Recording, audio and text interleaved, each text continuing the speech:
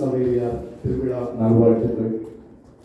ஒருவன் உலகமெல்லாம் தனதாக்கி கொண்டால் அவன் தன் ஆத்மாவை இழந்தால் அதனால் என்ன பயன் என்னும் இறை வார்த்தையால் மனமாற்றம் அடைந்து புனித லோயோலா இக்னாசியார் வழியாக இறைவனை ஏற்று பின் இறைப்பணிக்காக இந்தியா வந்து இயேசுவை பற்றி போதித்த புனித பிரான்சிஸ் சவேரியார் தான் இன்று நாம் நினைவு கூறும் புனிதர்.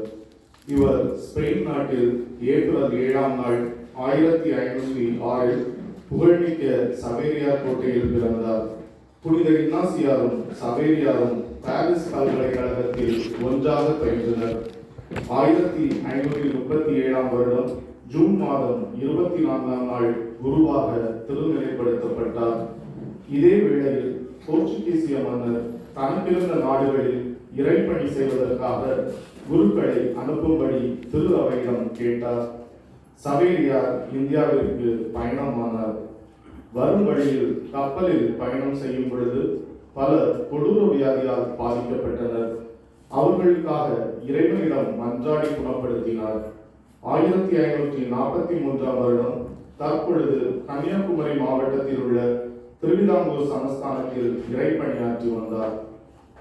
1545 சென்னையில் உள்ள மயிலாப்பூரில் 5 மாதங்கள் தங்கி பணிபுரிந்த பின் மலாய்க்கா தீவு செல்லும் வழியில் அவரது சிலுவை கடலில் வீழ்ந்து விடவே மிகவும் மன வருத்தத்துடன் பயணம் செய்தார்.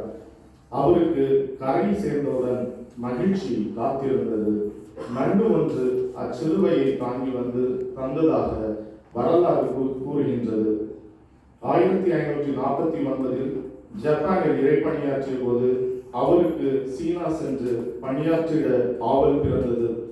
சீனாவிற்கு செல்லும் வழியில் சாசோஸ் தீவில் கடும் காய்ச்சலால் நோயுற்று 1552ஆம் வருடம் டிசம்பர் மாதம் 3ஆம் நாள் இறைவனடி சேர்ந்தார். அவரது உடல் சாசோஸ் தீவிலேயே அடக்கம் செய்யப்பட்டது.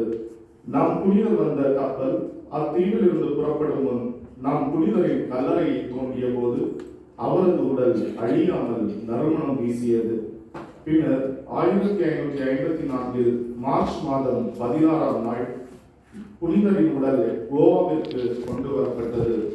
பாம் இயேசுவின் தேவாலயத்தில் மிகவும் பாதுகாப்புடனும் கோவா அரசாங்கத்தின் உதவியுடனும் இன்று வரை பாதுகாக்கப்படுகின்றது. அந்த அழியா புனிதரின் உடல் 10 ஆண்டுகளுக்கு ஒரு முறை மக்களின் பார்வைக்காக வைக்கப்பட்டு வருகின்றது.